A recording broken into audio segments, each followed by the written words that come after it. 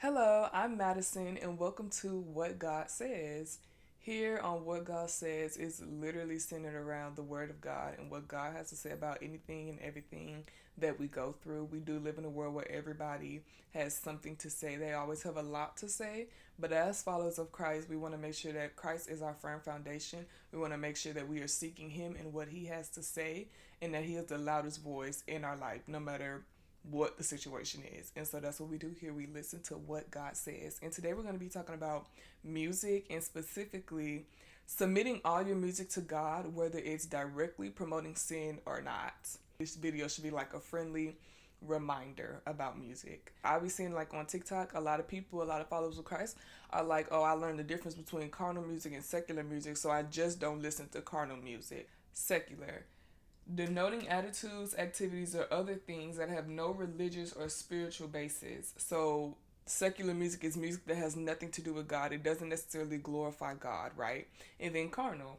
Carnal means a focus on the physical, fleshly, or worldly aspects of life rather than spiritual or eternal matters. So, music that is very much promoting worldly values, telling you to promoting sin and maybe gratifying the flesh. Carnal music, that's what that would be, right? The truth is, even with secular music, just because a song doesn't necessarily promote sin, like it's not room direct in your face, doesn't mean that it's necessarily okay to listen to, because you still have to take into account the spirit behind the person singing the song. So you can be unaware of the spirit behind the person singing a song, the spiritual influence or the spiritual intention behind the song, or even like what a person is going through. Um, and those things are still at work or operating behind the song.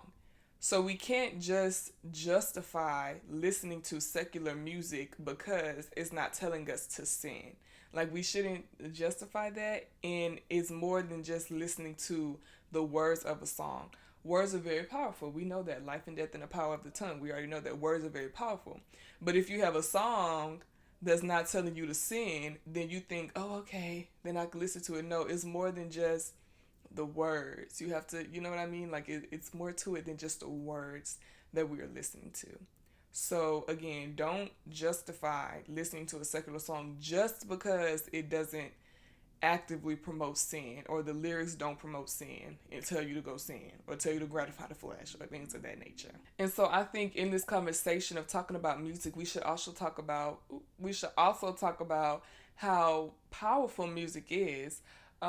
If we go to 1 Samuel chapter 16, verse 23 literally says, whenever the spirit from God came on Saul, David would take up his lyre and play. The relief would come to Saul. He would feel better and the evil spirit would leave him. So David's music drove an evil spirit away. And then think about worship.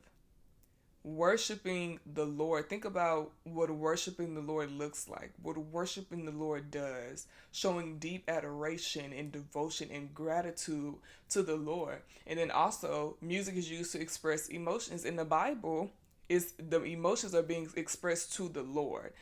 Like, think about that too. How powerful and how such a game changer it is to express your emotions to the Lord, the one with the answer, the one with the truth, the one with the way. You know what I mean? Like He is the way. Hello, Jesus is the way, the truth, and the life. No one comes to the Father except through Him. And so, literally, He's the way. And so, just think about those things, and I think all those things together showcase how powerful music is.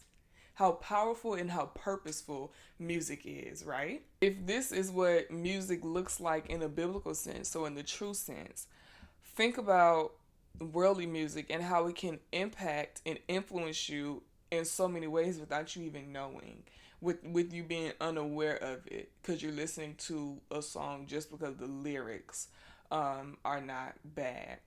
And some songs are uplifting and joyful, and like they're just really happy, good songs, but still submit those to the Lord because He would love for you to do it. He wants to be involved in every single detail and area of our life.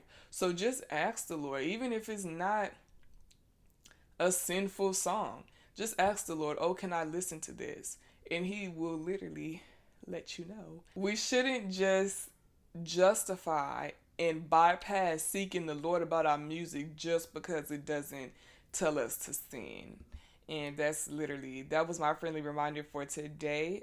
Just because I was seeing it so much on TikTok and even YouTube. And then, for example, just a quick example, I'm not gonna say the other day because it wasn't the other day. I want to say like a week or two ago, somebody literally sent me a TikTok of this man. He was singing about like his sins, and he was like saying like, "Oh, I just want to confess. I'm just confessing, right?" And it would seem like a worship song to most people because a lot of people thought it was a worship song because of the lyrics. The lyrics sounded good. They sounded like, oh, he's worshiping the Lord. And then the artist come back and was like, I don't know who said that. He said that he is Buddhist and Christian. Buddhist and Christian. So it's just like that, things like that. And everybody thought it was a worship song. So just situations like that and things like that. I was about to say think, pray, and make decisions that honor God. And I feel like that fits in this situation too. Usually when I make my TikToks about the brands, at the end I say think, pray, and make decisions that honor the Lord. And in this situation, I think it is the same when listening to your music. Think, pray, and make decisions that honor the Lord. And that is pretty much it. I pray you have a blessed week. The next time I make a video, I will probably be back at school. And so yeah, stay blessed.